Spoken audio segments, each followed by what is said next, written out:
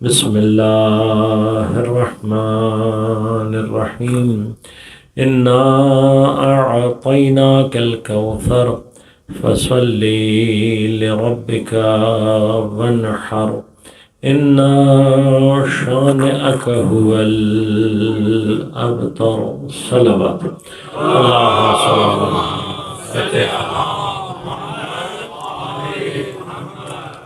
مومنین کرام، سامعین محترم، عزیزان گرامی قدر، ایام شہادت مظلومان حضرت زہرا سلام اللہ علیہا کے سلسلے میں جن 5 روزہ مجالس کا انعقاد کیا گیا تھا، آج اس سلسلے کی آخری مجلس ہے۔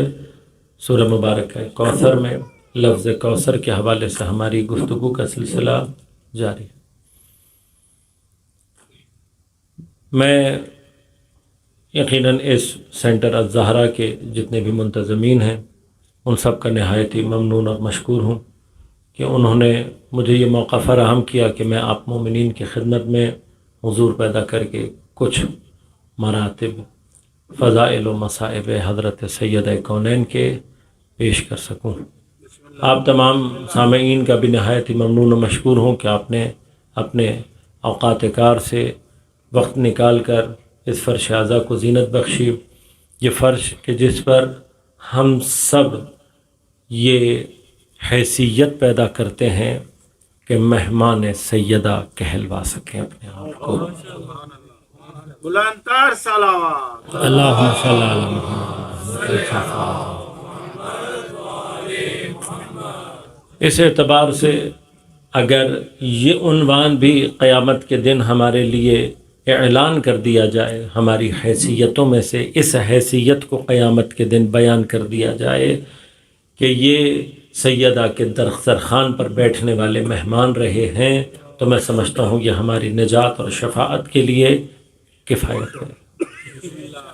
اس وقت کہ جب ہمارا آنا سیدہ کے حتماً قبول فرمائیں گی، اور یقیناً جس خلوص کے ساتھ اور جس ایمان کی کیفیات کے ساتھ اس سارے سلسلے کو برپا کیا جاتا ہے، اصل قبولیت کا مرحلہ وہی ہوتا ہے۔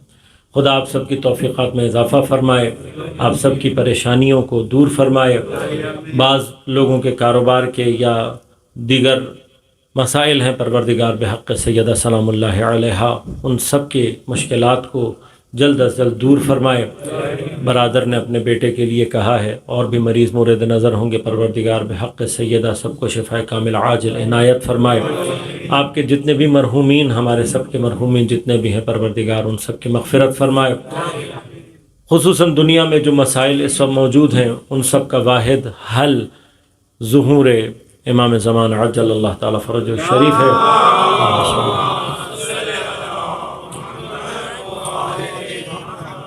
بار الہ اس منتقم زہرا کہ جس کے دل میں اب تک در و دیوار کی تکلیف، جس کے دل میں اب تک علی کے گلے میں بندھنے والی رسی، جس کے دل میں اب تک کربلا کی تمام مصائب کی تکلیف موجود ہے، بار الہ اس منتقم کو جلد از جلد اتنے ظہور عطا فرما، اور اس کے ذریعے سے دنیا کی تمام ان مشکلات اور استحصالی نظام اور ظلم کے نظام اور استبداد کے نظام کو خاتمہ فرما۔ بالخصوص مومنین مسلمین جہاں جہاں دنیا میں آباد ہیں، پروردگار سب کو اپنے حفظ و امان میں رکھ، بالاخص غزہ فلسطین کے مسلمانوں کو اپنے حفظ و امان میں رکھ، ان کی نصرت و کامیابی ان کو عطا فرما، اور جتنی بھی دین دشمن قوتیں ہیں بار الہ ان سب کو نیست و نابود فرما۔ عزیزان گرامی قدر، آپ کی خدمت میں نے عرض کیا کہ سیدہ سلام اللہ علیہا اسماء و صفات سریہ، پروردگار کی جو سر اسماء اور صفات میں سے وہ اسماء اور صفات، پروردگار کے وہ نام، پروردگار کی وہ صفات کہ جو سری ہیں، مسٹیریس ہیں، ان کی تجلی، ان کو ظاہر کرنے والی ذات دنیا میں جناب سیدہ۔ لہذا سیدہ سلام اللہ علیہا کی حیات میں ہر جہت، ہر ڈائمنشن کے اندر مسٹری ہے، نام مسٹری ہے، لقب مسٹری ہے، حیات مسٹری ہے، ولادت، شہادت، تمام کے تمام۔ لہذا ان مسٹیریس مراحل کو سمجھنے کے لیے ہمیں تھوڑا سا اپنے عام، جب بھی آپ کے سامنے کوئی مسٹری آتی ہے، مسٹری کا معنی کیا ہوتا ہے؟ جو آسانی سے سمجھ میں نہ آ سکے۔ سیدہ سلام اللہ علیہا کی ذات کے اندر اللہ نے ایسی کیفیت رکھی ہے کہ جب تک عقول کو، اپنی عقل کو بیدار نہیں کرو گے، سیدہ کو سمجھنے کا ابتدا اور آغاز ہو ہی نہیں سکتا۔ لہذا سیدہ سلام اللہ علیہا کے متعلق جب بھی بات ہو، اپنے آپ کو تھوڑا سا ہوشیار اور بیدار رکھیں، آمادہ رکھیں کہ بات آسان نہیں ہوگی۔ جب بات مشکل لگنے لگے تو سمجھ لو کہ سیدہ کی فضیلت کی کوئی منزل شروع ہونے والی ہے، اور جب کسی منزل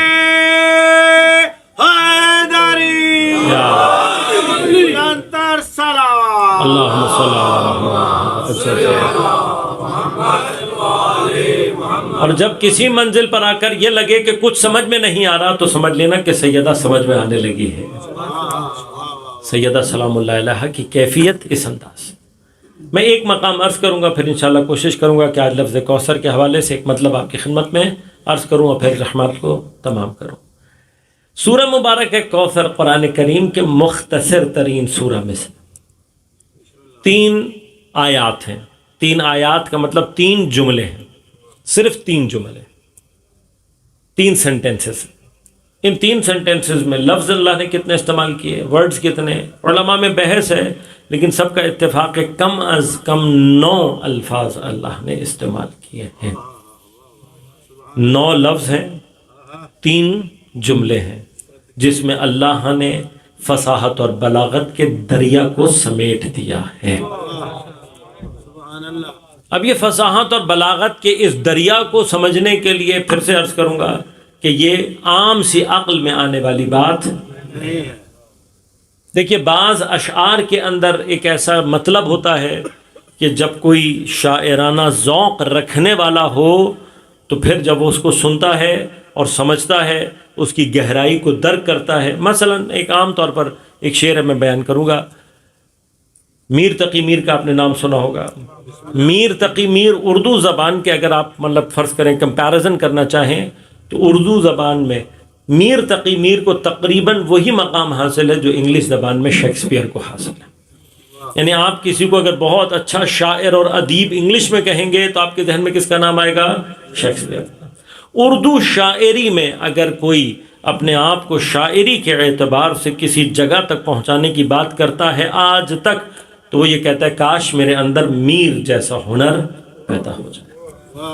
اب اشعار میں کس قدر باریکی ہو سکتی ہے، میں صرف ایک چھوٹا سا اشارہ کروں گا میر کے ایک شعر سے سہارا لے کے آپ کے ذہن کو وہاں تک پہنچانے کے لیے کہ بعض اوقات گہرائی کتنی ہو سکتی ہے۔ جب ہم شعر کو اوپر سے پڑھ کر نکل جاتے ہیں تو ہمیں اس کی گہرائی کا اندازہ نہیں ہوتا۔ میر کا ایک شعر ہے، غور کیجئے گا۔ میر فرماتے ہیں جو معتقد نہیں ہے علی کے کمال کا، بہت آسان پہلا مصرع یقیناً ہے، دوسرا مصرع بھی آسان ہے لیکن گہرائی کی طرف اشارہ کروں گا تب آپ توجہ فرمائیں گے۔ جو معتقد نہیں ہے علی کے کمال کا، فرمایا ہر بال اس کے تن پہ ہے موجب وبال کا۔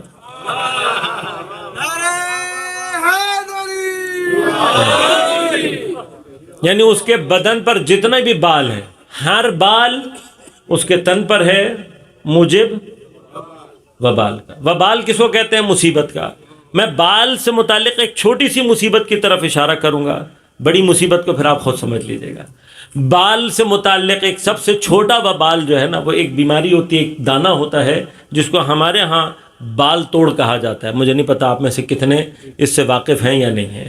ہوتا صرف یہ ہے کہ اگر آپ کی اسکن کے اوپر کوئی بال آپ کا اس طریقے سے ٹوٹ جائے کہ اس کی جو روٹ ہوتی ہے اس کے اندر سیپٹک ہو جائے، وہ اس کے اندر جراثیم رہ جائے تو وہ دانہ بن جاتا ہے۔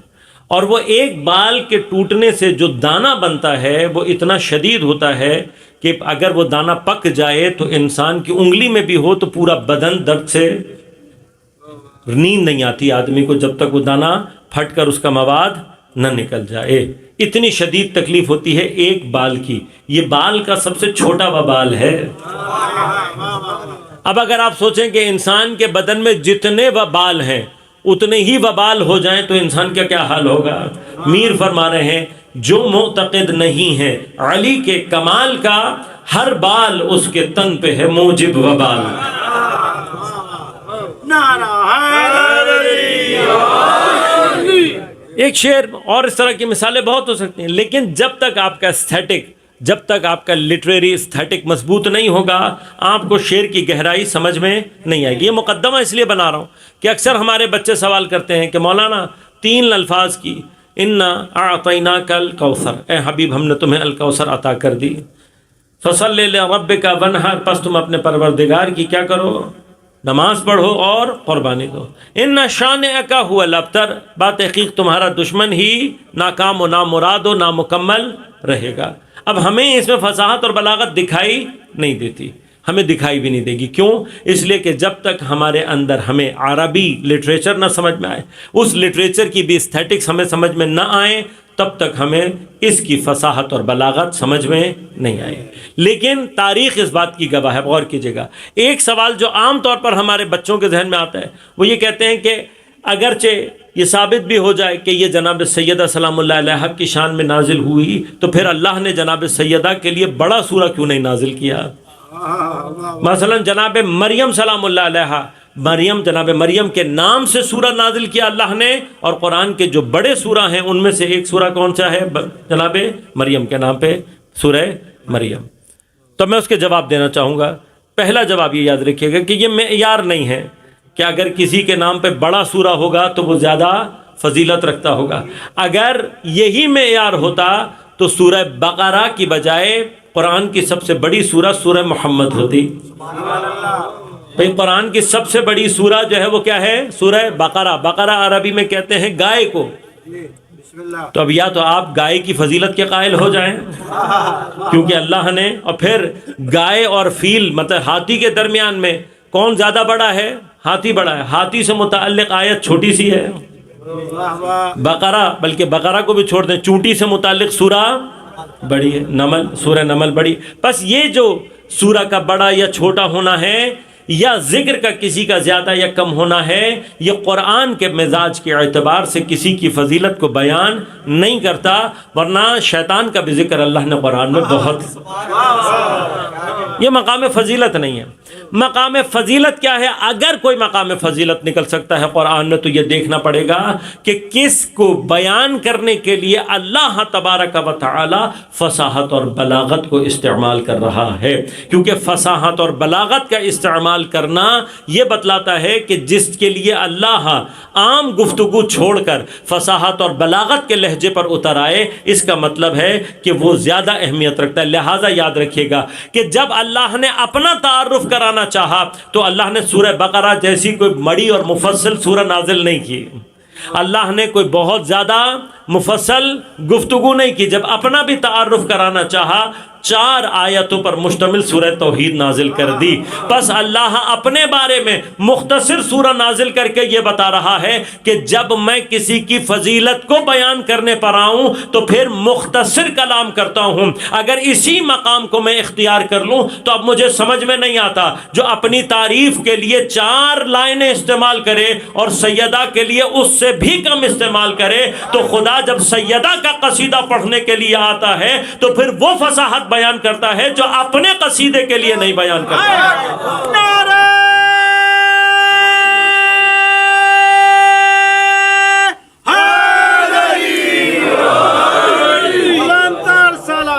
اللہم صلی۔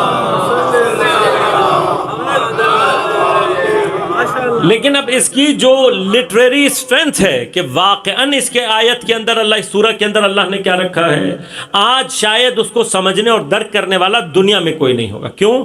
اس کی جو لٹریری اسٹرینتھ ہے اس کو درک بھی وہی کر سکتا تھا، اس کو سمجھ بھی وہی سکتا تھا جو خود لٹریچر کے اس مقام پر ہو۔ مثلا آج میں کوئی ماسٹر پیس بنا کر لے جاؤں اور کہوں کہ بھائی شیکسپیئر بھی ہوتا تو واہ واہ کرتا، مثلا تو آپ کہتے بھائی شیکسپیئر ہوتا تو واہ واہ کرتا نا۔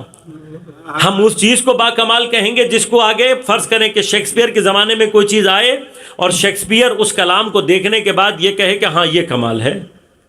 مثلا ایک مثال اور دے دیتا ہوں آپ کو، علماء کے یعنی جو اردو کے شعراء ہیں ان کے بارے میں یہ ملتا ہے معمولاً کہ ایک ہی زمانے میں غالب بھی تھے اور مومن تھے، تو ان دونوں کے اکثر مقابلہ ہوا کرتا تھا، اکثر آپس میں بحث چلتی تھی، اور لازمت غالب کا جو اس زمانے میں بھی اور آج تک جو مقام ہے وہ سب جانتے ہیں۔ مومن کو معمولاً ہمارے ہاں اتنا نہیں جانا، پبلک بھی بہت زیادہ مومن کو نہیں جانتی. لیکن مومن کا ایک شعر ایسا تھا کہ جس کے اوپر غالب نے یہ کہا تھا کہ اگر مومن یہ ایک شعر مجھے دے دے میں اپنا سارا کلام دینے کے لیے تیار ہوں.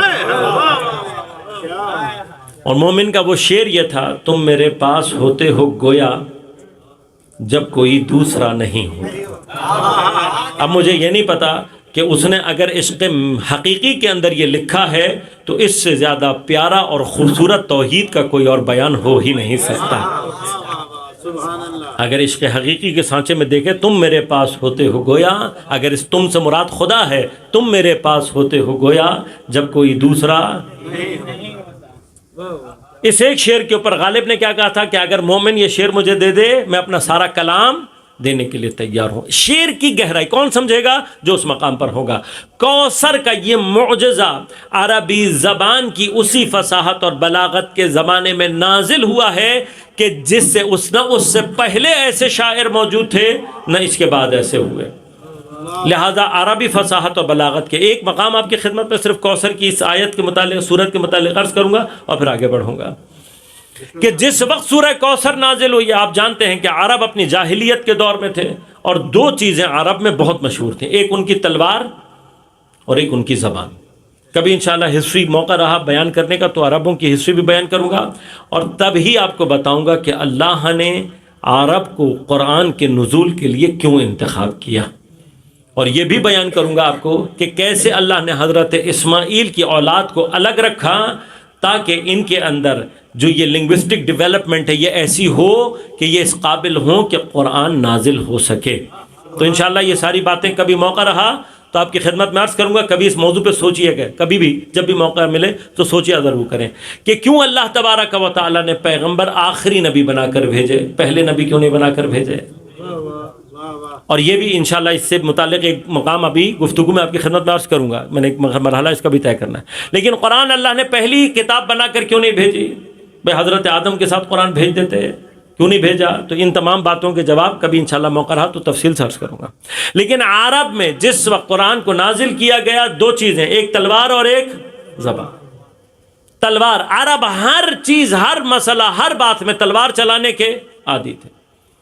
چھوٹی چھوٹی باتوں پہ تلوار چلتی اور کئی سالوں 50 60 سال تک جنگیں ہوتی رہتی. لہذا حالی نے جب عربوں کی اس حالت کو بیان کیا تو کہا کبھی پانی پینے پلانے پہ جھگڑا، کبھی گھوڑا آگے بڑھانے پہ. اتنی چھوٹی چھوٹی باتوں پہ جھگڑتے تھے اور پھر کئی سال تک جھگڑا چلتا رہتا. اس تلوار کا اثر ایک بت پرستی کی صورت میں ظاہر ہوا. وہ بت پرستی کیا تھی؟ جو خانہ کعبہ میں بتوں کی شکل میں سامنے آئی. اس بت پرستی کے پیچھے تلوار کا کیا ریلیشن تھا؟ جتنا طاقتور قبیلہ ہوتا اتنا بڑا اور قیمتی دھات کا بنا ہوا بت ہوتا اور اتنے ہی سینٹرلائز پلیس پہ رکھا جاتا. لہذا جیسے جیسا قبیلہ ضعیف ہوتا چلا جائے گا، بت چھوٹا، کم اہمیت، کم ارزش، کم ویلیو چیز کا بنا ہوا ہوگا اور بعض خانہ کعبہ کے باہر. تو بعض ضعیف قبیلے ایسے بھی تھے کہ ان کو مجبور کیا جاتا تھا کہ وہ اپنے خدا کسی کھانے پینے کی چیز کے بنا کر لائیں، مجبور کیا جاتا تھا. تو وہ بیچارے کیا کرتے تھے؟ مثلا اپنا خدا حلوے کا بنا کر لاتے تھے اور خانہ کعبہ کے باہر وہ رکھ کے چلے جاتے تھے. رات کو مطلب آبی دن میں خدا رکھ کے گئے حلوے کا، صبح آئے تو دیکھا خدا کوئی خوب. اب یہاں پر ایک سائیکولوجیکل نقطہ ہے جس کی طرف اشارہ کروں گا، غور کیجئے گا. یہ جو خدا کو کھا جاتے تھے اس کا سائیکولوجیکل ایفیکٹ کیا تھا؟ اس کا سائیکولوجیکل ایفیکٹ یہ تھا کہ جب ہم تمہارے خدا کو نہیں چھوڑتے تو ہم تمہیں نہیں چھوڑیں. بس جتنا خدا کا تصور ضعیف ہے اتنا قوم خود بخود ضعیف. ریلیشن ہے خدا کی جو کنسپٹ ہے، خدا کا جو عقیدہ ہے، خدا کے بلیف کے اندر اسٹرینتھ کا اور اس کے ماننے والوں کی اسٹرینتھ کے درمیان میں ریلیشن ہے. جتنا خدا کا تصور طاقتور ہوتا چلا جاتا ہے اس کے ماننے والے خود بخود طاقتور ہوتے چلے جاتے ہیں. لہذا یہ ریلیشن ابھی کہاں سے نظر آ رہا ہے؟ جتنا طاقتور قبیلہ ہے اتنا بڑا اور طاقتور بت ہے. لیکن یہ کوریلیشن دونوں جانب سے ہے. جتنا خدا کا تصور طاقتور ہوگا افراد خود بخود اتنے طاقتور ہوتے چلے جاتے ہیں۔ لہٰذا اسی وجہ سے اللہ نے قرآن میں بار بار جو اپنی طاقت کو ذکر کیا، ان اللہ قادر علی کل شیء، اللہ ہر شے پہ قادر ہے، قدیر ہے، محیط ہے، جو چاہے کر لے۔ وہ یہ جتنی بھی باتیں پروردگار ہمیں بتانا چاہتا ہے اور سمجھانا چاہتا ہے، وہ اس لیے ہے کہ یاد رکھو تمہارا خدا کتنا طاقتور ہے۔ اب جتنا ہمارے ذہن میں خدا کی قدرت اور طاقت سمجھ میں آتی چلی جائے گی، اتنا ہم دنیا کی تمام چیزوں کے مقابلے پر خود بخود طاقتور ہوتے چلے جائیں گے۔ یہ بالکل ایسے ہی ہے کہ اگر آپ کی بیک پر کسی طاقتور انسان کا ہاتھ ہو تو پھر آپ کسی سے نہیں ڈرتے۔ ہاں، ایک عام بندہ اگر طاقتور آ جائے بیک پر تو انسان کسی سے نہیں ڈرتا، کسی کی پشت پر اگر خدا کھڑا ہو۔ اب یہ خدا کتنا طاقتور ہونا چاہیے، کچھ مراحل ہیں کہ جو ہم عقلی طور پر سمجھتے ہیں، لیکن انسان مجبور ہے انسان اس بات پر کہ جب تک کسی چیز کو اپنی حس میں نہیں لے آتا، اپنی سینس میں نہیں لے آتا، اس کے لیے اس کا معیار قائم کرنا مشکل ہو جاتا ہے۔ لہٰذا اللہ نے اپنی طاقت کے اظہار کو اس کے ہاتھ سے کیا جس کے ہاتھ کو وہ اپنا ہاتھ کہتا ہے۔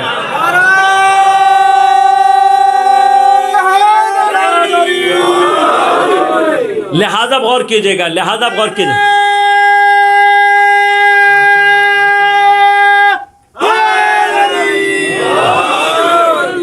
اس مقام کو تھوڑی سی دیر کے لیے سمجھے گا۔ کیوں؟ بالآخر ہمارے بچوں کے ذہن میں یہ بھی سوال آ جاتا ہے کہ حضرت علی کو اپنی اس پاور کو مثلا خیبر میں شو کرنے کی کیا ضرورت تھی؟ تب یہ مسائل ہیں، ان کو کبھی انشاءاللہ فرصت چاہتے ہیں تھوڑی سی گفتگو، کہ حضرت نے خیبر میں ہی کیوں کیا؟ یہ کام بدر میں بھی کر سکتے تھے، یہ کام خیبر کے بعد جائے، سب سے زیادہ ضرورت تو احد میں تھی، جب لوگ پیغمبر کو چھوڑ چھوڑ کر بھاگ رہے تھے۔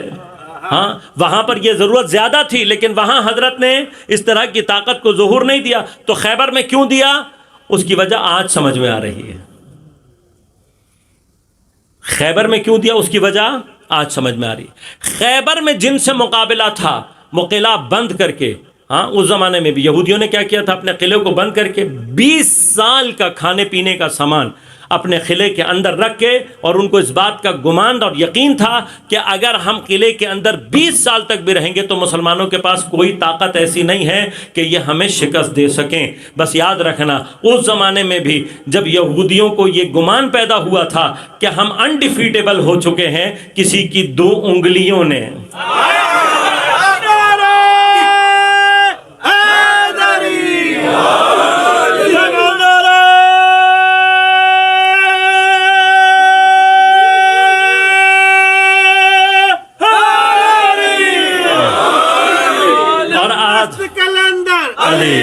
زہرا کا شوہر حسنین کا بابا نعرہ حیدری۔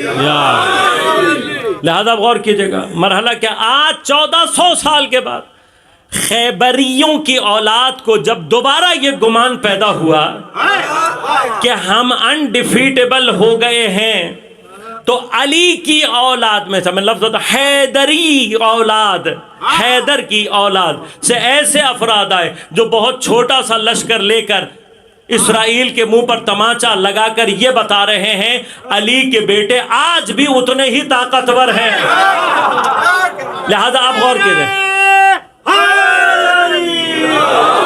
صرف ایک مرحلے پر غور کیجئے گا۔ جس وقت حضرت نے یہ دروازہ نکالا اور بہت ساری چیزوں کو چھوڑ کر، ایک مرحلہ تو یہ سمجھ میں آیا نا کہ جس علی کی طاقت کا اندازہ یہ ہے، جس کو وہ سجدہ کرتا ہوگا وہ خدا کتنا طاقتور ہوگا، خود بخود سمجھ میں آتا ہے نا۔ تو آج 1400 سال کے بعد میرے وہ تمام بچے، ہماری وہ ساری جنریشن کہ جن کا اپنے زمانے کے امام سے 1200 سال کا فاصلہ ہو چکا ہے، بھئی ابھی کوئی تو ایسا ہونا چاہیے نا میدان میں کہ جو دنیا کی سب سے بڑی طاقت کو گھٹنے ٹیک پر مجبور کرنے کے بعد ہمارے بچوں کو یہ سمجھا سکے جس کے خادم یہ کر سکتے ہیں، وہ امام خود آ جائے تو پوری دنیا پر حق۔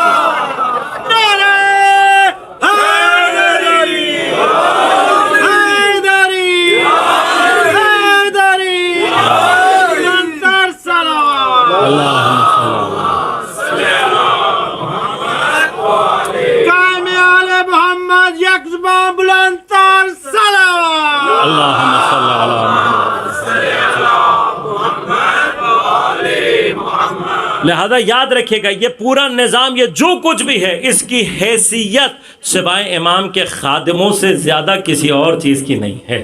نہ انہوں نے کبھی دعویٰ کیا، حتیٰ بلکہ ایک مرتبہ یہ ہوا ہے، کلپ بھی موجود ہے، کہ جب رہبر کے مقابلے پر کسی نے آ کے نعرہ لگایا تو رہبر ناراض ہوئے باقاعدہ، اور پھر ناراض ہو کر کہا جب تم میرے متعلق یہ باتیں کہتے ہو میں سر سے لے کر پیر تک کانپ جاتا ہوں۔ فرمایا میری حیثیت مولا کائنات کے غلام قمبر کی جوتیوں کے برابر بھی نہیں ہے۔ خود یہ سمجھا۔ اب مرحلہ صرف یہ، جس کے خادم دنیا کی سپر پاور کو ٹیک سکتے ہیں، ان کا امام جب ظہور کرے گا تو دنیا میں انشاءاللہ حکومت صرف زہرا کے بیٹے کی ہوگی۔ لہذا عزیزو جب ان سے طاقت ظہور کرتی ہے تب سمجھ میں آتا ہے جب یہ اتنے طاقتور ہیں تو خدا کتنا طاقتور ہوگا۔ یہ ایک بت پرستی تھی۔ دوسری بت پرستی کیا تھی؟ جو زبان کے نتیجے میں نکلتی تھی۔ زبان کیا تھی؟ اب عرب ہر چیز میں تلوار چلاتا ہے، واحد میدان جس میں تلوار نہیں چلتی وہ کون سا میدان ہے؟ زبان کا، یعنی کیا؟ شیر کا۔ لہذا ہر جگہ طاقت اور تلوار سے بات منوا لیتے تھے، لیکن اگر شیر میں کوئی طاقتور ہے، اب بڑے بڑے قبیلے ان کی خواہش کیا ہوتی تھی کہ ہمارا شاعر بھی طاقتور ہو، لیکن اس پر زور نہیں ہے۔ زبان کے مقابلے پہ، شیر کے مقابلے پر تلوار نہیں چلتی۔ لہذا کیا تھا؟ دوسرا جو مرحلہ تھا وہ کیا تھا کہ عکاظ کا میلہ لگتا تھا، اس کے اندر بڑے بڑے شعراء جمع ہوتے تھے۔ تو اسی زمانے میں جب کوثر نازل ہوئی ہے، 7 بڑے شاعر ایسے تھے کہ جن کا کلام انہوں نے جب کہا تو ان کا دعویٰ کیا تھا کہ اس سے زیادہ فصیح اور بلیغ کلام کوئی لکھ کر لے آئے تو ہم اسے تسلیم کر لیں گے۔ اب انہوں نے اپنے شعر کا کپڑوں پر لگ کر، کپڑوں کے اوپر لکھ کر خانہ کعبہ کے پردوں پر لٹکا دیا۔ اگر آج بھی گوگل میں سبع معلقات، ان اشعار کو، ان شعروں کو، ان قصیدوں کو تلاش کریں گے اور کبھی ان کا ٹرانسلیشن پڑھیں گے تو آپ کو بڑا افسوس ہوگا۔ اب ادبی اعتبار سے، لٹریری اعتبار سے یقیناً فصاحت اور بلاغت ہوگی، لیکن اپنے مطالب کے اعتبار سے اس کے اندر جو گفتگو ہوئی ہے وہ اس قابل نہیں ہے کہ خانہ کعبہ کے پردوں پر لٹکائی جائے۔ اللہ نے حضرت ابراہیم سے جو وعدہ کیا تھا وہ کیا تھا؟ انطہر بیتی، تم نے میرے گھر کو پاک رکھنا ہے۔ اب چاہے نجاست بت کی شکل میں ہو تب بھی نجاست ہے، اور بیہودہ کلام کی شکل میں ہو تب بھی نجاست ہے۔ پس بت پرستی 2 طرح کی، ایک بت پرستی کیا ہے؟ جو بت کی شکل میں ہے۔ دوسری بت پرستی کیا ہے؟ جو اشعار کی صورت میں خانہ کعبہ پر لٹک رہی تھی۔ اب جب اللہ نے، اب غور کیجئے گا، خانہ کعبہ کو پاک کرنے کا مرحلہ کیا تو یاد رکھنا فتح مکہ کے بعد جو ہوا ہے وہ انتہا ہے، وہ اینڈ ہے۔ ابتدا کہاں سے ہوئی ہے؟ ابتدا یہاں سے ہوئی ہے۔ اللہ نے ان قصیدوں کے مقابلے پر، شاعری کے مقابلے پر شاعری کو نہیں اتارا، جبکہ شاعری مضبوط ہوتی ہے فصاحت اور بلاغت میں نثر کے مقابلے میں، لیکن اللہ نے نثر کو نہیں اتارا۔ پھر وہ لمبے قصیدے تھے، اللہ نے مختصر 3 لائنیں 9 الفاظ نازل کیا۔ پیغمبر کو کہا پیغمبر اس کو بھی لکھ کر لگا دو۔ پیغمبر نے ایک لکڑی کے ٹکڑے پر لکھوا کر سورہ مبارکہ کوثر بھی خانہ کعبہ پر لٹکوا دی۔ اب تاریخ گواہ ہے کہ وہ 7 کے 7 بڑے شاعر وہ جمع ہوئے، سورہ کوثر کو پڑھتے جاتے تھے، سر دھنتے جاتے تھے، پڑھتے جاتے تھے، سر دھنتے جاتے تھے، اور آخر میں مجبور ہو کر اپنے ہاتھوں سے اپنا کلام اتار لیا۔ اور کلام اتارنے کے بعد آخر میں شکست کا اعتراف کیسے کیا؟ شکست کا اعتراف یہ کہہ کر کیا، کیا کہا؟ ما ھذا کلام البشر، یہ کلام بشر ہو ہی نہیں سکتا، یہ انسانوں کا کلام ہو ہی نہیں سکتا۔ بس اب غور کرنا، مجھے نہیں پتا، یہ اسلام کی پہلی جنگ ہے جو تلوار سے نہیں لڑی گئی۔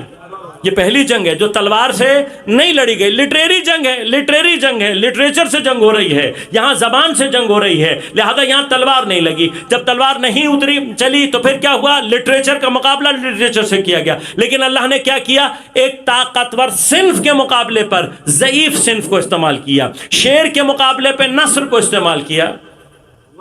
لیکن اب مجھے نہیں پتا کہ یہ اتفاقات ہیں یا خدا کی مصلحت کا انداز ہے۔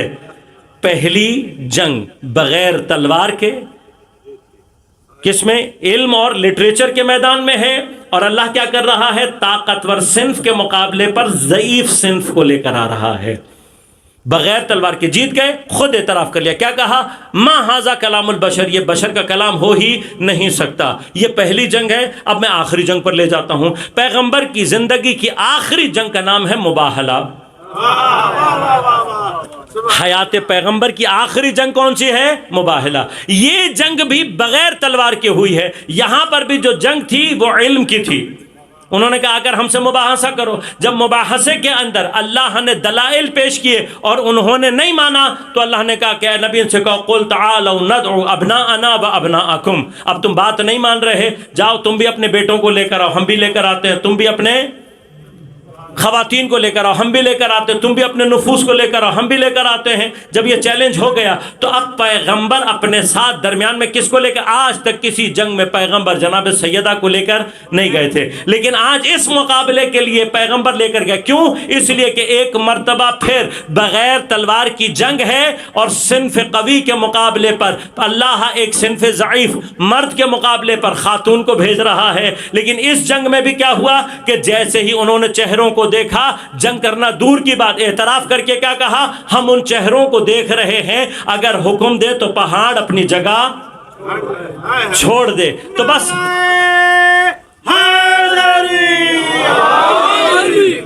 اب غور کیجیے گا، اسلام میں مقابلے کی ابتدا بھی اللہ نے کوثر سے کی، آخری مقابلہ بھی جو کروایا اس میں بھی مرکز فاطمہ ہے۔ پس اگر سیدہ کو سمجھنا ہے تو تاریخ اسلام کو ایک مرتبہ ریوائز کر کے دیکھنا پڑے گا، یعنی کیا پیغمبر کی زندگی اسلام کی پہلی بھی فتح سیدہ کے نام پر ہے، آخری فتح بھی سیدہ کے نام پر ہے۔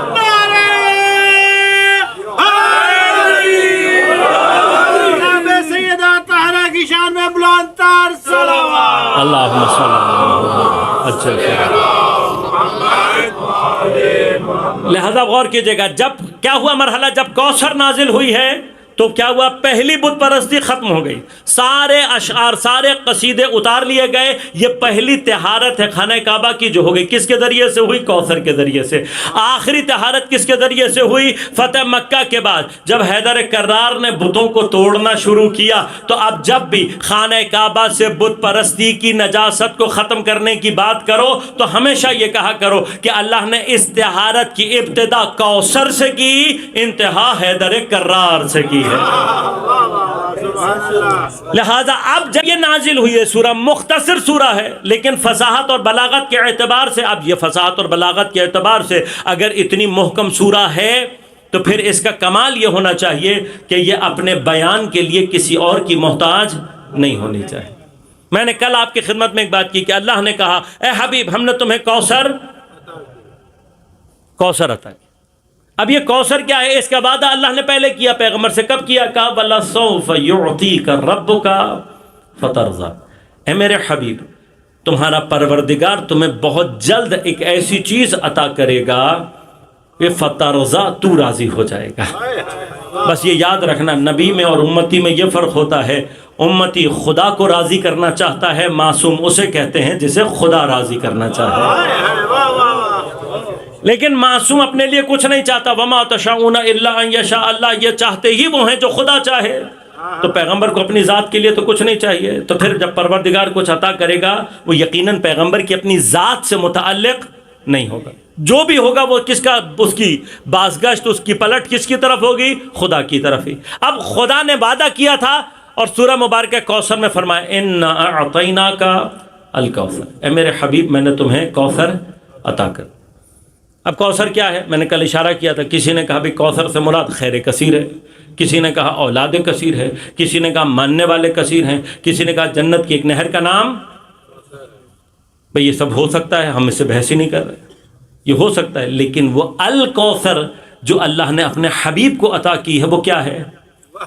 سبحان اللہ۔ آیا واقعاً خیر کثیر ہے یا نہیں؟ یہ دیکھنے کی ضرورت ہے نا، خیر کثیر ہے یا نہیں۔ بھئی دیکھیں، ہم اس کو خیر کثیر سمجھ سکتے تھے کہ کوثر سے مراد خیر کثیر۔ کل میں نے آپ کی خدمت میں عرض کیا تھا، اللہ نے کوثر کہا ہے، کس چیز کی کثرت یہ نہیں بیان کیا، یہ نہیں بیان کیا اللہ نے۔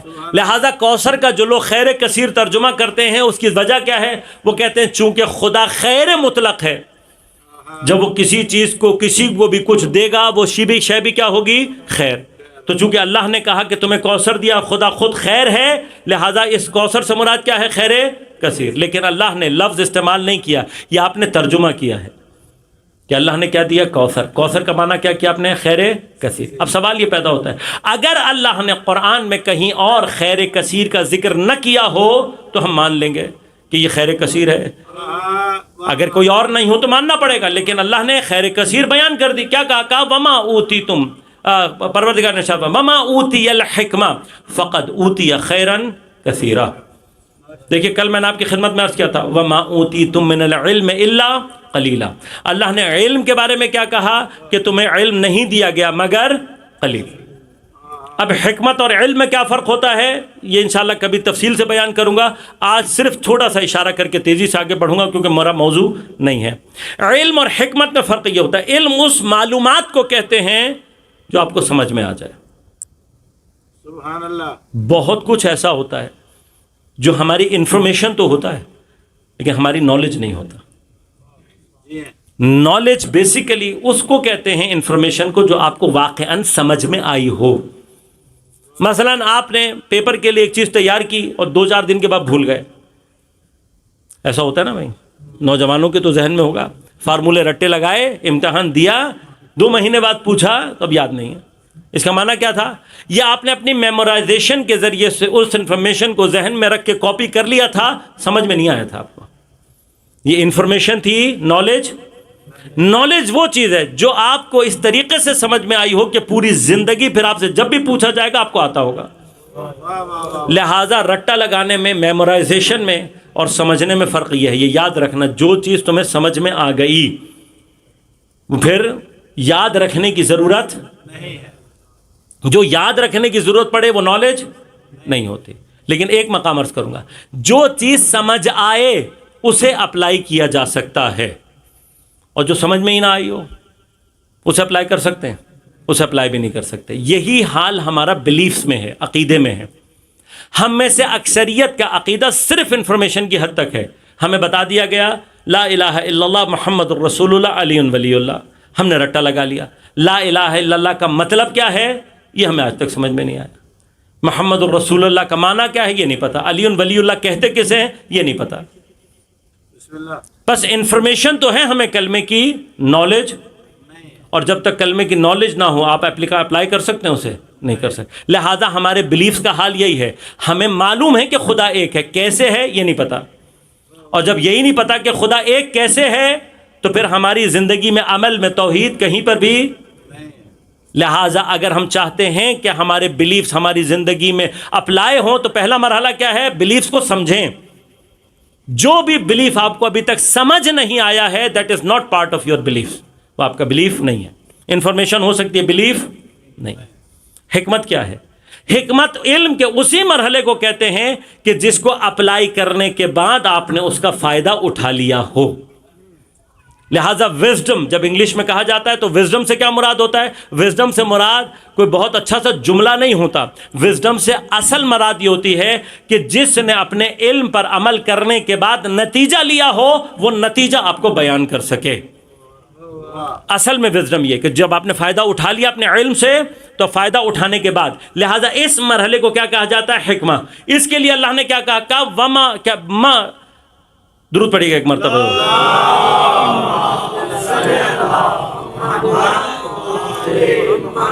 اس مرحلے کے لیے قرآن نے فرمایا من یؤت الحکمہ فقد اوتی خیرا کثیرا. اللہ جسے حکمت عطا کر دے.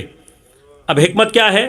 حکمت صرف نالج نہیں ہے، علم نہیں ہے. حکمت کیا ہے؟ وہ اپلائیڈ فارم ہے کہ جس کے ذریعے سے آپ نے فائدہ اٹھا لیا ہے. لہٰذا اسی فائدے کے پیش نظر اللہ نے کیا کہا کہ جس کو اللہ حکمت عطا کر دے فقد اوتی خیرن کثیرا، اسی کو خیر کثیر عطا کر دی جاتی ہے. اب یہ حکمت اللہ نے کس کو عطا کی؟ جب آپ قرآن کا مطالعہ کریں گے تو دیکھیں گے کہ اللہ تبارک و تعالی نے اپنے انبیاء کے لیے فرمایا آتیناہ الحکمہ، ہم نے داؤد کو حکمت دی، ہم نے موسیٰ کو حکمت دی، ہم نے عیسیٰ کو حکمت دی. تمام انبیاء کے لیے اللہ نے کیا فرمایا کہ ہم نے ان کو کیا عطا کی؟ حکمت. اور جس کو حکمت مل جائے اس کے لیے کیا ہے؟ خیر کثیر. بس جسے حکمت مل جائے اس کو اللہ نے کیا عطا کیا ہے؟ خیر کثیر. اب سوال یہ ہے کہ پیغمبر جس کو اللہ کوثر دے رہا ہے کیا وہ حکمت لینے والے ہیں یا دینے والے ہیں؟ بھائی دیکھیں یہ تو بڑا سمپل سا معاملہ ہے نا کہ لینے والا ہمیشہ مفضول ہوتا ہے، دینے والا افضل ہوتا ہے۔ اگر لینے والا بھی خیر کثیر پہ کھڑا ہو، دینے والا بھی خیر کثیر پہ کھڑا ہو، تو پھر کسی ایک کے ساتھ تو ظلم ہے نا۔ یا بل لینے والے کو زیادہ دے دیا اللہ نے یا دینے والے کو کم دے دیا، تو یہ تو نہیں ہو سکتا۔ لہذا پیغمبر کی اتھارٹی کیا ہے؟ کیا پیغمبر کو اللہ نے حکمت دی ہے؟ نہیں، پیغمبر کے لیے فرمایا هو الذی بعث فی الامیین رسولا منہم یتلو علیہم آیاتہ ویزکیہم ویعلمہم الکتاب والحکمہ۔ اللہ نے انہی امیین کے درمیان میں سے رسول کو بھیجا جو کیا کرتا ہے؟ ان کے اوپر قرآن کی آیات کو تلاوت کرتا ہے، ویزکیہم ان کا تزکیہ کرتا ہے، اور کیا کرتا ہے؟ ویعلمہم الکتاب والحکمہ، اور ان کو تعلیم دیتا ہے کتاب کی اور حکمت کی۔ پس پیغمبر کا کام کیا ہے؟ حکمت عطا کرنا۔ پس یہ نہیں ہو سکتا کہ جو حکمت دینے والا ہو اسے بھی خیر کثیر دے، اور جس کو اللہ تعالیٰ حکمت دے رہا ہے وہ بھی خیر کثیر پر دینے اور لینے والے میں فرق ہونا چاہیے۔ لہذا یاد رکھیے گا جس کو اللہ نے حکمت دی، کہا فقط اوتیا خیرن کثیرا، خیر کثیر ہم نے دے دی۔ پس خیر کثیر آدم کے پاس ہے، خیر کثیر ابراہیم کے پاس ہے، خیر کثیر موسیٰ کے پاس ہے، عیسیٰ کے پاس ہے، جتنے انبیاء ہیں سب کے پاس خیر کثیر ہے۔ سید المرسلین اسے کہتے ہیں جسے اللہ نے خیر کثیر نہیں دی، کہا انا اعطیناک الکوثر، اے میرے حبیب ہم نے تمہیں کوثر دی ہے۔ بس اگر میں ان ایکویشنز کو سامنے رکھوں تو کوثر کا معنی مجھے یہ سمجھ میں آتا ہے کہ جس کو اللہ نے حکمت دی اسے خیر کثیر دی، لیکن آدم سے لے کر قیامت تک اس حکمت کی وجہ سے جو خیر کثیر جاری ہونی ہے، ان سارے خیر کثیر کا چشمہ جس سے جاری ہوتا ہے اسے کوثر کہتے ہیں۔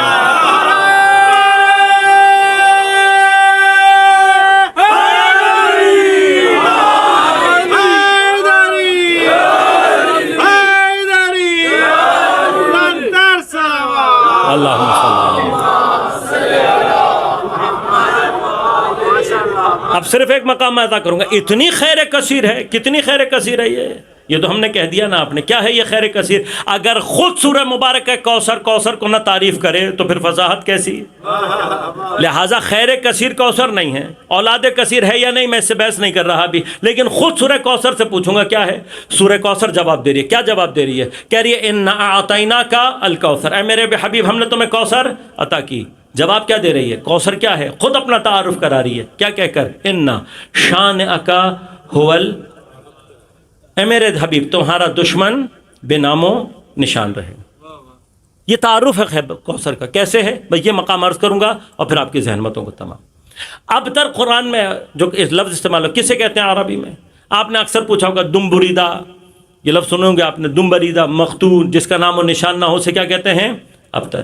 یہ بات کر کے، یہ تعریف کر کے پھر کیا کہا جاتا ہے؟ کہا جاتا ہے جی پیغمبر کا چونکہ کوئی بیٹا نہیں تھا، پیغمبر کا چونکہ بیٹا نہیں تھا، لہٰذا لوگ مدینہ کے یا مکہ کے لوگ حضرت کو تانا کیا دیتے تھے؟ ابتر۔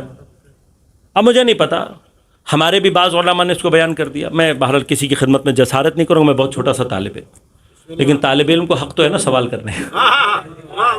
پھر تاریخ تو ایک مرتبہ پڑھ کر دیکھیں نا آپ، تھوڑی سی سائنس، تھوڑا سا اگر آپ نے تاریخ پڑھی بھی ہو تو پھر بہت سوال، ہم نے تھوڑی سی پڑھی بھی ہو تو ہمارے ذہن میں سوال اٹھتا ہے۔ وہ سوال یہ ہے کہ ٹھیک ہے جس کا بیٹا نہ ہو اسے کیا کہا جاتا ہے؟ ابتر۔ پہلی بات تو یہ ہے کہ لفظ ابتر کا بیٹے سے کوئی تعلق نہیں ہے، اس کو کلیئر کریں۔ پہلے میں ابتر کے معنی کر دوں پھر آگے بڑھوں گا۔ بقرہ عربی میں اس طریقے سے کاٹنے کو کہتے ہیں کہ اگر کسی چیز کو ایسے کاٹا جائے کہ اس کی جو اصل ہے وہ ختم ہو جائے، وہ شے وہ نہ کہلائی جا سکے جو وہ ہے، اسے کیا کہتے ہیں؟ بترا۔ قطع، کسی بھی چیز کو کہیں سے بھی کاٹ دیا قطع، لیکن بترا سے کیا مراد ہے؟ کہ بترا کسی چیز کو ایسے کاٹنا کہ اس کی ہویت، اس کی جو اصل ہے وہ باقی نہ رہے۔ مثلا کسی چیز کو جس پارٹ سے پہچانا جاتا ہے، جس کی وجہ سے وہ چیز وہ کہلاتی ہے، وہی کاٹ دیں آپ تو کیا ہوگا؟ یہ کہیں گے بترا۔ مثلا میں ایک مثال دے دیتا ہوں، شاید یہ اس مثال سے بات آپ تک پہنچا۔ مور تو پتہ ہے آپ کو، پیکاک، پرندہ دیکھا آپ نے؟ بسم اللہ. یہ پرندہ پیکاک جو اپنی پہچان رکھتا ہے وہ کس چیز کی وجہ سے رکھتا ہے؟ اپنے دم کے پروں کی وجہ سے. اگر کوئی پیکاک کے مور کے وہ سارے پر نکال دے، ایک پر بھی نہ چھوڑے، تو آپ کیا کہیں گے؟ مرغی مرغا. آپ کہیں گے بھائی مور ٹھیک ہے اپنی، اب چونکہ ہے تو بظاہر مور تو مور کہیں گے، لیکن یہ پروں کے بغیر مکمل نہیں. اصل جو مور کی مطلب جو تصور ہے آپ کے ذہن میں وہ کس چیز کی وجہ سے ہے؟ اس کے پس کسی چیز کا ایسا حصہ کاٹ دینا، کسی چیز کا ایسا حصہ کاٹ کہ اس کی اصل باقی نہ رہے. واہ.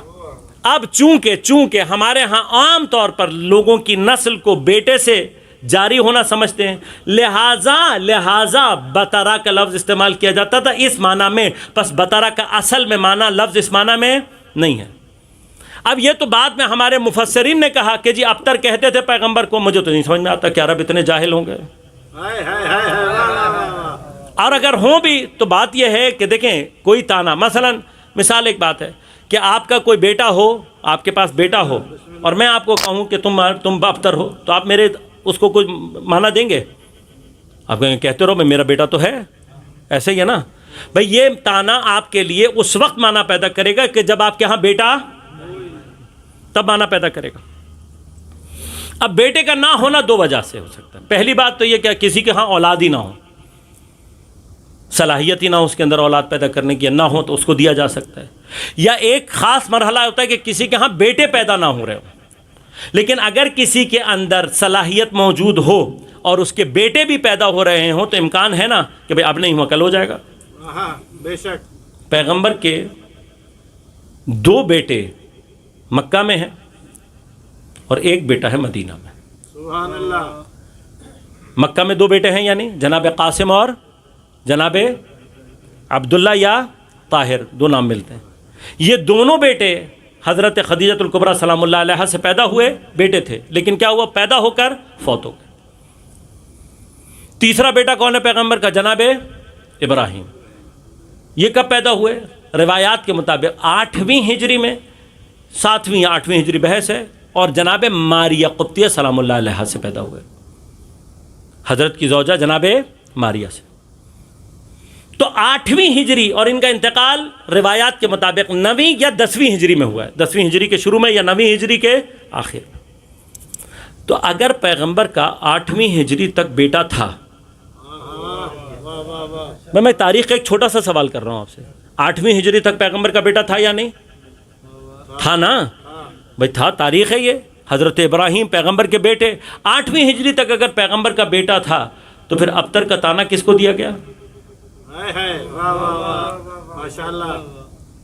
میں شاید بات پہنچا نہیں پا رہا، یا یہ کہ آپ نے تاریخ پہلی دفعہ سنی ہے اس لیے آپ زیادہ تک پریشان ہو. واہ واہ. نعرہ حیدری. اور جناب ابراہیم کے حوالے سے، بلکہ یہ تو وہ اہل سنت کے مولانا جو ایک ہیں انہوں نے بھی یہ واقعہ بیان کیا ہے، یہ اہل سنت کی کتابوں میں بیان ہے یہ واقعہ. ابراہیم کون ہے؟ اگر ابراہیم کی فضیلت کو سمجھنا ہے نا تو اس واقعے کو ذہن میں رکھنا. فرمایا کہ ایک دن، یہ باقاعدہ کتب اہل سنت نے بھی اس واقعے کو نقل کیا ہے. پیغمبر کے ایک زانو پہ جناب ابراہیم بیٹھے ہوئے ہیں اور ایک زانو پر جناب امام حسین بیٹھے ہوئے ہیں، اور عین اس عالم میں حضرت جبرائیل نازل ہوئے اور فرمایا یا رسول اللہ کس سے زیادہ دوست رکھتے ہو؟ کہا یہ دونوں ہی میرے بیٹے ہیں، ابراہیم بھی میرا بیٹا ہے، حسین بھی میرے جگر کا ٹکڑا ہے. کہا اگر دونوں سے محبت کرتے ہو اللہ چاہتا ہے کسی ایک کو کسی ایک کے لیے قربان کر دو. کہ پہلے ایک مرتبہ پیغمبر نے ابراہیم کو دیکھا، پھر ایک مرتبہ حسین کو دیکھا، اور پھر اس کے بعد فرشتے کو دیکھا، اور پھر ابراہیم کے سر پہ ہاتھ پھیر کر اشارہ کیا، حسین کے لیے میں بھی جسے قربان کرنے کے لیے تیار ہوں میرا ابراہیم ہے. لہٰذا 9ویں ہجری کے آخر میں یا 10ویں ہجری کے شروع میں حضرت ابراہیم کا انتقال ہو گیا. تو 10ویں ہجری تک تو پیغمبر کا بیٹا ہے، تو جس کا بیٹا ہو اسے ابتر نہیں کہا جا سکتا. لیکن اب غور کیجیے گا، اس بیٹے کے نہ ہونے کا دکھ پیغمبر کو ہو سکتا نہیں. پیغمبر اس چیز سے مبرہ و منزہ ہیں. پیغمبر کو نہ دولت کا غم ہوتا ہے نہ اولاد کا. گزشتہ جتنے بھی انبیاء نے اولاد کی دعا مانگی ہے، بیٹے کی دعا مانگی ہے، اس لیے نہیں مانگی کہ انہیں بیٹا چاہیے، اس لیے مانگی ہے کہ اس ذریعے سے نبوت کا سلسلہ ان کی نسل میں جاری ہو. یہ سعادت سلسلہ ہدایت ہماری نسل میں رہے، اس لیے بیٹے کی دعا مانگی، ورنہ انبیاء کو بیٹے اور بیٹیوں سے کوئی فرق نہیں پڑتا، پیغمبر کو بھی نہیں پڑتا. لیکن ایک مقام اور سورہ مبارکہ احزاب، اللہ تعالیٰ ارشاد فرماتا ہے، یہ وہ مقام ہے کہ جہاں پر اللہ نے نام لے کر پیغمبر کو مخاطب کیا ہے. کیا کہا ہے؟ فرمایا وما کان محمد صلی اللہ علیہ وآلہ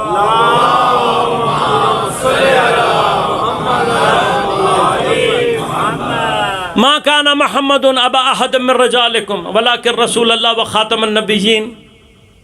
کیا کہہ رہی ہے سورہ مبارکہ احزاب کی آیت؟ کہہ رہی ہے کہ پیغمبر نام لے کر اللہ نے کہا محمد نہیں ہے تمہارے مردوں میں سے کسی کے باپ. ما کان محمد نام لے کر کہا محمد نہیں ہے ابا احد من رجالکم تمہارے مردوں میں سے کسی کے بھی باپ ولکن رسول اللہ و خاتم النبیین، لیکن اللہ کے رسول ہیں اور خاتم النبیین. میرا ایک چھوٹا سا سوال کہ خاتم النبیین ہونے میں اور بیٹا نہ ہونے میں کوئی ریلیشن ہے؟ ظاہری طور پر نہیں، لیکن بڑا ڈیپ ریلیشن شپ ہے. وہ ڈیپ ریلیشن شپ کیا ہے؟ وہ یہ ہے کہ اگر پیغمبر کا کوئی بیٹا باقی رہ جاتا پیغمبر کے دنیا سے جاتے وقت، تو یقیناً ایک گروہ ایسا پیدا ہو جاتا جو کیا کہتا کہ پیغمبر کے اس بیٹے سے پیغمبر کی نبوت کا سلسلہ. لیکن چونکہ اللہ نے پیغمبر کو خاتم النبیین بنانا تھا، لہٰذا اللہ نے پیغمبر کو بیٹا عطا نہیں کیا، پیغمبر کو بیٹا عطا نہیں کیا. ماں کا نام نہیں ہے تمہارے مردوں میں سے کسی کے بھی باپ نہیں ہے. اور یہی آیت نازل ہونے کے بعد اللہ نے جناب ابراہیم کو عطا کر دیا. پروردگار جب کسی بیٹے کے باپ نہیں ہے تو بیٹے عطا کیوں کر رہا ہے، اور جب عطا کر رہا ہے تو واپس کیوں لے رہا ہے؟ واحد جواب کیا ہے؟ خاتم النبیین. چونکہ اس مقام خاتمیت کو محفوظ کرنا ہے، کوئی ایسی چیز نہیں چھوڑنی کہ جو بہانہ بن سکے خاتمیت کے سلسلے کو ختم کر کے اس سے آگے سلسلے بڑھانے کے. لہٰذا خاتمیت کی ایک ضروریت کیا تھی کہ کوئی بیٹا پیغمبر کی حیات تک باقی نہ رہے، آپ کی حیات کے ختم ہونے تک باقی نہ رہے، اور اللہ نے اس کا انتظام کیا. اب اللہ ایک جگہ کیا کہہ رہا ہے؟ تمہارے مردوں میں سے کسی کے باپ نہیں ہیں، پس پیغمبر کے لیے بیٹا نہیں ہوگا. ایسا ہی ہے. اب یہ جو پیغمبر کا بیٹا نہ ہونا ہے، آیا یہ پیغمبر کو ذات کے اعتبار سے نامکمل کر رہا ہے یا سلسلہ ہدایت کے اعتبار سے نامکمل کر رہا ہے؟ دیکھیے کیا کہا، بیٹے کا باپ نہیں ہے لیکن خاتم النبیین. اس کا مطلب کیا ہے کہ ختم نبوت کی ضرورت تھی کہ بیٹا نہ ہو، لیکن ختم نبوت کے ختم ہونے کا مطلب آیا سلسلہ ہدایت کا ختم ہو جانا ہے؟ تو یہ نہیں. آپ غور کیجئے گا، جو پیغمبر کو کسی نے ابتریت کا تانا دیا بھی تو وہ تانا اس اعتبار سے نہیں تھا کہ پیغمبر کا کوئی بیٹا نہیں ہے تو لہٰذا ان کی نسل نہیں چلے گی. نہیں، تانا اس نیت سے تھا کہ جب نبوت کا سلسلہ ختم ہو رہا ہے تو اس کا مطلب ہدایت کا سلسلہ بھی یہاں پر ختم ہو جائے گا. اب پیغمبر کو بیٹے تو نہیں چاہیے، لیکن اپنے بعد ہدایت کا سلسلہ جاری ہونا یہ تو ہر نبی کی خواہش ہے، یہ اللہ چاہتا بھی ہے. تو اب درمیان میں کوئی ایسا ہونا چاہیے کہ جو خاتمیت کی ضرورت کی وجہ سے بیٹے نہیں آ رہے اور ایک ہوویت اور اصلیت مکمل نہیں ہو رہی، کوئی آئے اور اس کو مکمل کرے. میں نے ساری گفتگو کی، اب میں آ کے آپ کو خلاصہ دے رہا ہوں. اب تر کیا ہوتا ہے جب کسی چیز کا کوئی ایسا پارٹ نکال دیا جائے کہ اگر وہ پارٹ نکل جائے تو وہ چیز مکمل نہ کہلائے. اب اللہ کیا کہہ رہا ہے؟ ان شانئک ھو الابتر، اے میرے حبیب تیرا دشمن وہ نامکمل رہے گا. ہم نے تجھے دی ہے کوثر.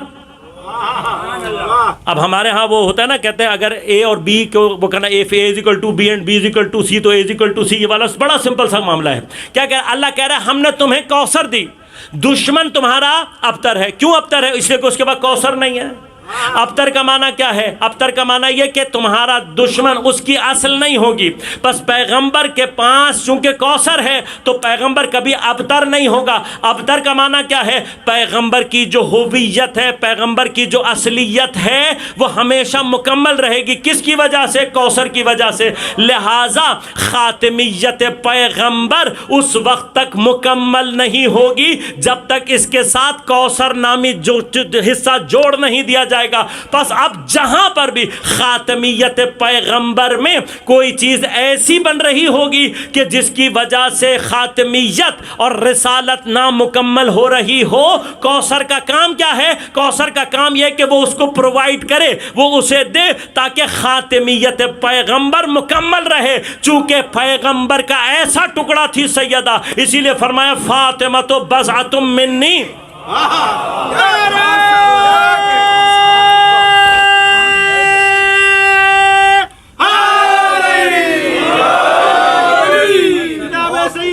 شان میں بلند تر صلوات. اللہم صلی علی محمد وعلی محمد اجل فرجہ. اگر آپ کے اب ذہن میرے پاس ہے، بس اب میں نتیجے کو بالکل کلائمس تک پہنچا چکا ہوں، وہاں تک پہنچاؤں گا اور پھر آپ کی گفتگو کو ختم. یعنی کہ خاتمیت کے اندر جو بھی چیز نامکمل ہوگی وہ کس سے؟ اس کو اللہ نے کیا کہا؟ کوثر. ابتریت کے مقابلے پر ہے نا، یعنی جہاں پر بھی خاتمیت میں کوئی ایسی چیز کم ہو رہی ہوگی جس کی وجہ سے خاتمیت کو کمی کا احساس ہو جائے، ہویت ختم ہوگی، تو پورا کون کرے گی؟ کوثر. کوثر پارٹ ہے کس کا؟ پیغمبر کا. پیغمبر نے کہا فاطمہ تو بضعۃ منی. بس اللہ کہہ رہا ہے میں نے تمہیں وہ پارٹ دیا ہے جو تمہیں مکمل کر رہا ہے، وہ کوثر ہے. پیغمبر کہہ رہے ہیں میرا پارٹ فاطمہ ہے، تو کوثر خود بخود فاطمہ ہو گئی. اب غور کرنا، اب پیغمبر کی ذات میں جہاں کہیں پر بھی کمی کا کوئی تصور آ رہا ہوگا، کوثر کی ذمہ داری ہے کہ وہ اسے مکمل کرے. پس ایک مقام اور عرض کر رہا ہوں پھر زحمتوں کو تمام. پیغمبر خاتم النبیین ہیں، مان لیا. خدا نے کہا لقد کان فی رسول اللہ اسوۃ حسنہ، تمہارے لیے پیغمبر کی حیات میں اسوہ حسنہ ہے. پس جتنے بھی پیغمبر کے ماننے والے ہیں وہ اپنی ہدایت کے لیے کس کو دیکھیں گے؟ پیغمبر کو. لیکن اس دنیا کی، اس مادی دنیا کی ایک مجبوری کیا ہے کہ پیغمبر ایک وقت میں یا مرد ہو سکتے ہیں یا خاتون. اب پیغمبر زندگی کے ہر مرحلے میں ہمارے لیے رہنما ہیں، لیکن اگر کوئی خاتون کھڑی ہو کر یہ کہے کہ خواتین کے خاص مسائل میں میرے لیے اسوہ حسنہ کون ہوگا؟ دیکھیے پیغمبر ہیں خاتم النبیین، آپ کے پاس ہدایت مکمل ہو رہی ہے آپ کے اوپر آگے، اور پھر خدا کیا کہہ رہا ہے؟ آپ تمام کے لیے اسوہ حسنہ ہیں، آپ الٹیمیٹ اسوہ ہیں، آپ الٹیمیٹ نمونہ ہیں. لیکن خواتین اگر کھڑی ہو کر سوال کر دیں کہ بھائی ٹھیک ہے خاتم النبیین ہیں، تمام کچھ ہے، لیکن میں ایک خاتون ہونے کے اعتبار سے اگر پیغمبر کی زندگی میں سے اپنے لیے کوئی مسئلے کا حل لینا چاہوں تو پیغمبر تو خاتون ہے ہی نہیں، میرے خاص مسائل میں کیسے فالو کروں گی؟ بس ایک مرحلہ خاتمیت میں ایسا آ گیا کہ دنیا کی اس مجبوری کی وجہ سے بھیا ایک وقت میں مرد ہوں گے یا خاتون. خاتون اگر کہے کہ مجھے ہدایت چاہیے تو پھر کیا ہونا چاہیے؟ اس خاتم کو اس مرحلے میں کہ جو کہیں پر بھی کمی کا احساس پیدا کر رہی ہے، کس کی ذمہ داری ہے؟ کوثر کی. لہٰذا وہ کوثر کون ہے؟ جناب سیدہ. لہٰذا اب اسی لیے فرمایا کہ جناب سیدہ سیدۃ النساء العالمین ہیں، یعنی تمام عورتوں کے لیے قیامت تک جو اسوہ حسنہ جس طرح سے پیغمبر کی ذات ہے عورتوں کے خاص مسائل میں، ویسے ہی درجہ سیدہ کے پاس ہے. پس جو سیدہ کو فالو کرے گی وہ بالکل وہی مرحلہ ہوگا کہ گویا پیغمبر کو فالو کر رہی ہے.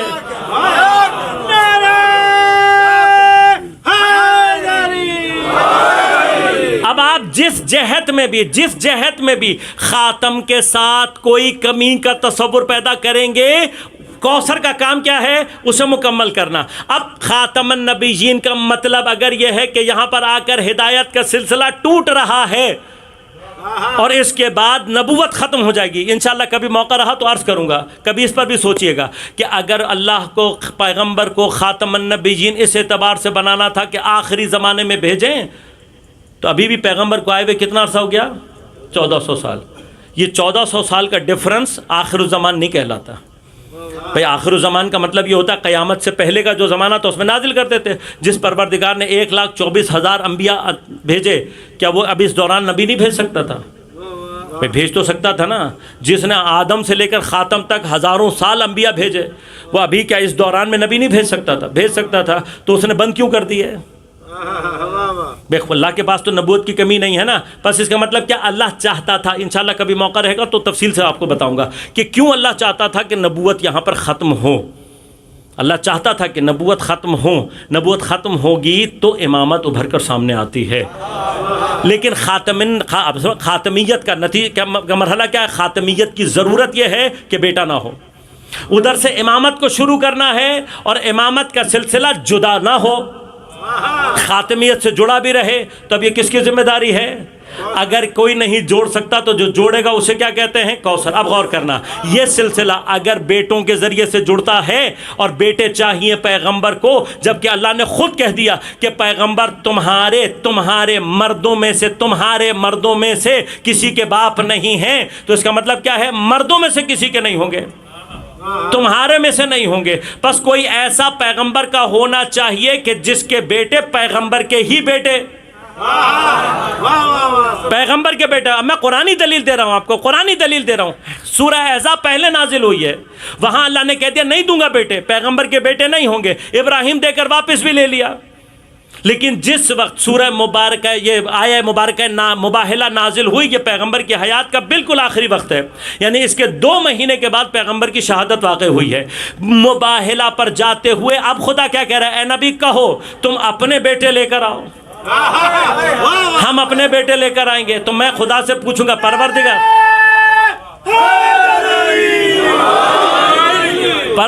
تو نہیں تو کہا ہے کہ تمہارے مردوں میں سے کسی کا باپ نہیں ہے پیغمبر، پھر تو نے ہی بیٹا دے کر واپس بھی لے لیا. جب تو نے کوئی بیٹا چھوڑا ہی نہیں، یہ بھی کہہ دیا تمہارے مردوں میں سے کسی کے باپ نہیں ہے، تو اب پیغمبر بیٹا لائیں گے کہاں سے؟ تو شاید پلٹ کر جواب آئے گا کہ اگر پیغمبر کو بیٹوں کی کمی ہے تب بھی کون پورا کرے گا؟ لہٰذا اگر دیکھنا ہے تو مباہلے کے میدان میں دیکھ لینا، جیسے ہی میدان مباہلہ میں کوثر آئی، ساتھ ساتھ وہ بیٹے بھی لے کر آئے، جو مباہلہ کے دن سے لے کر آج تک بیٹے کوثر کے ہیں، کہلاتے پیغمبر کے ہیں.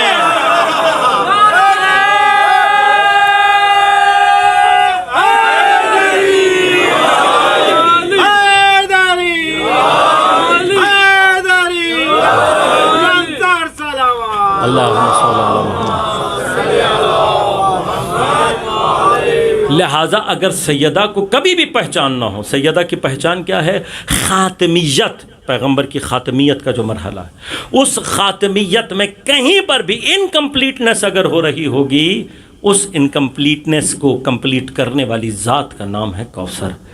تو جو خاتمیت کو کمپلیٹنس عطا کرے اسے، اس کی کثرت خیر اب سمجھ میں آ رہی ہے؟ جو خاتمیت کو تکمیل کرے اسے زہرا کہتے ہیں. اور اب جو زہرا کے مقابلے پر آ جائے اس کا معنی کیا ہے؟ جو زہرا، یہ وہ حصہ ہے جو خاتمیت کو مکمل کر رہا ہے. اس کی وجہ سے خاتمیت مکمل ہے. جو اس کا دشمن ہو جائے وہ خاتمیت کا دشمن ہے. لہٰذا سیدہ میدان میں آ کیوں رہی ہیں؟ اس لیے تو آ رہی ہیں کہ اگر میں نہیں آؤں گی ان کو دین دشمنی لوگوں کو سمجھ میں نہیں آئے گی. میں کہیں کھڑے ہو کر اپنا تعارف کراؤں، کوئی پھر بھی دروازہ جلا دے. میں اپنا تعارف کراؤں، کوئی پھر بھی میرے پہلو کو توڑ دے. میں اپنا تعارف کراؤں، کوئی پھر بھی مجھے تماچا لگائے. تو اس کا مطلب جان لینا کہ یہ دین کے دشمن ہیں، یہ پیغمبر کے دشمن ہیں، یہ خدا کے دشمن ہیں. ان کے چہروں سے نقاب. لیکن اس نقاب کو الٹنے کے لیے سیدہ کو جس مرحلے سے گزرنا پڑا، پیغمبر کی بیٹی ہے، ریحانت الرسول ہے، جسے پیغمبر اپنا ٹکڑا کہہ رہے ہیں. امت نے اسے ٹکڑے کر دیا، ٹکڑے ہو گئی ہے پیغمبر کا ٹکڑا. ہاتھ زخمی ہے، پہلو ٹوٹا ہوا ہے، آنکھ سرخ ہے، چہرہ نیلا ہے. اور خدا جانے در و دیوار کے درمیان کیا کیا گزرا جسے تاریخ جانتی ہی نہیں. آج علی کے گھر میں شام غریباں ہیں، آج علی کے بچے رو رہے ہیں، آج علی کے گھر میں سناٹا ہے، آج علی کا سب سے مضبوط سہارا ٹوٹ چکا ہے۔ ہم جب عاشور کی مجلس میں آتے ہیں نا تو ہم یہ کہتے ہیں آج ہم سے پرسہ قبول کرنے والی حسین کی ماں سیدہ ہے، لیکن آج اس فرش پر سیدہ کا پرسہ قبول کرنے والا سیدہ کا مظلوم حسین ہے۔ آج اس فرش پر سیدہ کا پرسہ قبول کرنے والا سیدہ کا غریب بیٹا امام زمان ہے۔ اس فرش آج کی شب یہ بس آخری مرحلہ عزیزوں، سیدہ کے ایام بھی بس ہم سے رخصت ہو چکے ہیں۔ ایک آخری پرسہ کس کو دینا ہے؟ وہ جو کہ 1200 سال سے ذوالفقار کے دستے پر ہاتھ رکھ کر بیٹھا ہوا ہے اپنی ماں کے قاتلوں، اور اس کی مظلومیت کیا ہے؟ یہ اس کی مظلومیت ہے، آج اتنے سال گزرنے کے باوجود بھی اس کی ماں کے قاتلوں کا نام آسانی سے نہیں لیا جا سکتا۔ یہ مظلومیت ہے، امام زمان کو پرسہ دینا ہے ان کی مظلومیت کا۔ سیدہ ٹوٹ چکی ہے، علی نے صرف اتنا انتظام، بی بی جب ٹوٹ چکی تو ایک مرتبہ آ کے بڑی لجاجت کے ساتھ حضرت نے فرمایا کہ سیدہ مجھ سے برداشت نہیں ہوتا، مجھ سے برداشت نہیں ہوتا، تم اپنے گھر کے کاموں کے لیے، میں نے ام ایمن سے بات کی ہے، ام ایمن آئے گی۔ بی بی نے اس کے باوجود بھی ام ایمن سے کہا دیکھو ام ایمن، جس دن صفائی تم کرو گی کھانا میں پکاؤں گی، جس دن تم کھانا پکاؤ گی میں صفائی کروں گی۔ کہا بی بی آخر کیوں؟ کہا مجھے علی کے گھر کو صاف کرنا اچھا لگتا ہے، مجھے علی کے گھر میں اپنے بچوں کے لیے کھانا پکانا اچھا لگتا ہے۔ باری باری چل رہا ہے، لیکن ایک دن جب ام ایمن گھر پہنچی تو دیکھا جھاڑو بھی لگی ہوئی ہے اور کھانا بھی پکا ہوا ہے۔ حجرے میں آ کر پوچھا کہا شہزادی آج میری باری تھی، آپ نے دونوں کام کیوں انجام دیے؟ کہتی ہیں ام ایمن پتہ نہیں میں علی کے گھر میں دوبارہ صفائی کر سکوں گی یا نہیں۔ شہزادی میں کھانا بنا لیتی، کہا ام ایمن پتہ نہیں میں اپنے بچوں کے لیے دوبارہ کھانا بنا سکوں گی۔ اے ام ایمن میں اپنے حجرے میں جا رہی ہوں، جب تک میری تسبیح کی آواز آئے سمجھ لینا میں زندہ ہوں، لیکن اگر میری تسبیح کی آواز آنا بند ہو جائے تو سمجھ لینا میں اپنے بابا کے پاس چلی گئی ہوں۔ لیکن ام ایمن میرے بچے آئے گے، بھوکے ہوں گے، پہلے میرے بچوں کا، اگر میں دنیا سے چلی جاؤں پہلے میرے بچوں کو کھانا کھلانا، پھر میرے بارے میں بتانا۔ عزیز ام ایمن کے لیے کتنا سخت ہوگا، حجرے کے دروازے پر بیٹھی ہوئی ہے، کان تسبیح زہرا پر لگے ہوئے ہیں، ام ایمن کے دل سے دعا نکل رہی ہوگی پروردگار یہ تسبیح کی آواز بند نہ ہو۔ لیکن عزیزو ایک وقت وہ آیا کہ کائنات میں تسبیح جس بی بی کے نام سے جاری ہے اسی بی بی کی تسبیح کی آواز آنا بند ہو گئی۔ ام ایمن ایک مرتبہ تڑپ کر داخل ہوئی، دیکھا مصلی پر قبلہ رخ لیٹی ہوئی ہے شہزادی، نبضیں رک چکی ہیں، سانس ختم ہو چکا ہے۔ ام ایمن رونا چاہتی تھی لیکن ایک مرتبہ دروازے پر دستک ہوئی، آگے بڑھ کر دیکھا حسنین موجود ہے۔ بی بی نے شہزادوں کو دیکھا، آج عجب حال میں ہے، چہرے بچوں کے آنسو سے تر ہے، سروں پر خاک ہے، امامے نہیں پڑے ہوئے، امامے نہیں رکھے ہوئے، پیروں میں نالین نہیں ہے۔ بی بی نے ایک مرتبہ تڑپ کر پوچھا، کہا شہزادوں یہ حال کیوں بنا رکھا ہے؟ کہا ماں سے ملنے کے لیے دل بے چین ہو رہا ہے۔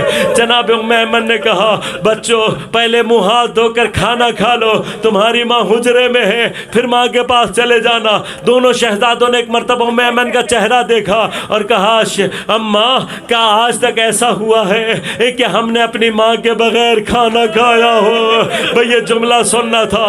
ام ایمن نے لپٹا کر ایک مرتبہ گریہ کرنا شروع کیا، رو کر کہا شہزادو اب کھانا کھلانے والی دنیا میں نہ رہی۔ ارے مجھے نہیں معلوم حسنین کس طریقے سے اپنے آنسوؤں کو روک کر مسجد تک آئے ہیں، لیکن راوی کہتے ہیں علی بیٹھے ہوئے تھے۔ ایک مرتبہ جب حسن نے کان میں اطلاع دی، راوی کہتے ہیں علی کے چہرے کا رنگ بدل گیا۔ فاتح خیبر اپنی کمر کو تھام کر اٹھ رہا ہے. ارے آج علی کا اٹھنا بالکل ویسے ہی تھا جیسے عباس کے جنازے پر حسین کمر تھام کر اٹھے. ارے علی کی کمر ٹوٹ گئی ہے. راوی کہتے ہیں علی کی حالت ایسی تھی, قدم کہیں رکھنا چاہتے تھے, پڑتا کہیں اور تھا. علی بڑی مشکل سے گھر پہنچے ہیں. ارے بچوں کو سینے سے لگایا, رو کر کہا تمہاری ماں نہیں چاہتی تھی اپنی آوازوں کو دبا کر رکھنا. علی کے بچے گھٹی گھٹی آوازوں میں روتے رہے یہاں تک کہ شب کا وقت آ گیا. علی نے وصیت کے مطابق غسل دینا شروع کیا. راوی کہتے ایک مقام پر آ کر علی جو اپنے بچوں کو رونے سے منع کر رہے تھے خود دھاڑے مار مار کر رونے لگے. جب ایمن نے پوچھا بس اتنا کہا ایمن تیری شہزادی بڑی صابرہ تھی. ارے کتنے زخم ایسے ہیں جو علی کو بھی معلوم نہ ہونے دیے. بس عزادارو غسل و کفن دے کر ایک مرتبہ سیدہ کو آخری ودا کے لیے تیار کیا. چہرہ ادھر کو کھول کر بچوں سے کہا آ کر اپنی ماں کا آخری دیدار کرو. راوی کہتے ہیں بچوں نے جب ماں کو کفن میں دیکھا ایک مرتبہ ماں سے لپٹ کر رونے لگے. راوی کہتے ہیں بس جس وقت امام حسین نے رونا شروع کیا سیدہ کی بھی آنکھوں سے آنسو ٹپکنے لگے.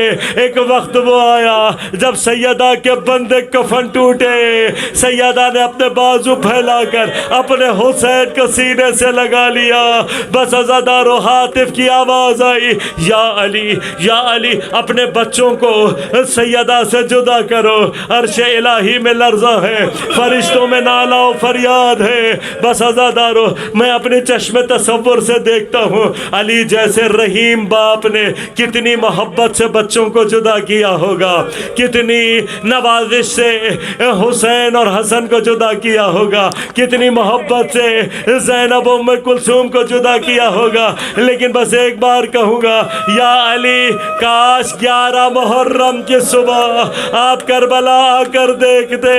ارے 4 سالہ سکینہ باپ کی لاش سے لپٹ کر رونا چاہتی تھی. ارے کوئی تازیانے لگا رہا تھا, کوئی تھپڑ لگا رہا تھا, سکینہ کو ہٹا رہے تھے. بس عزادارو علی کو پرسا دینا ہے, آخری منزل ہے.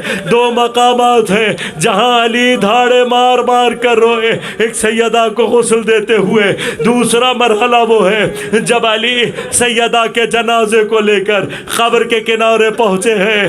ارے نہیں معلوم علی نے یہ قبر کہاں بنائی ہوگی, ریاض الجنہ میں بنائی ہوگی, پیغمبر کے پہلو میں بنائی ہوگی, بقیہ میں بنائی ہوگی, کہاں لے کر گئے ہوں گے. لیکن جہاں پر بھی لے کر گئے, راوی کہتے جیسے ہی علی نے قبر کو دیکھا ایک مرتبہ علی کے آنسو جاری ہوئے, دھاڑے مار مار کر رونے لگے.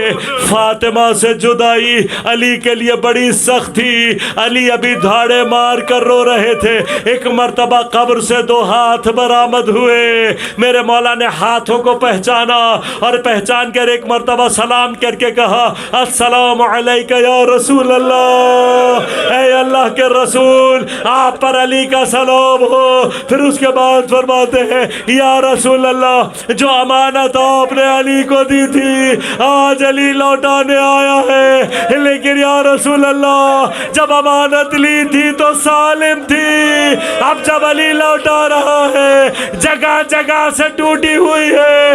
لیکن یا رسول اللہ آپ کی بیٹی نے مجھے نہیں بتایا, یہ جب آپ کے پاس آئے تو اس سے پوچھئے گا امت نے کیا کیا. ارے میں یہ کہوں گا یا رسول اللہ ارے کون کون آ کر آپ کو کیا کیا بتائے گا. ایک سیدہ بتائے گی, ایک حسین کی بیٹی بتائے گی.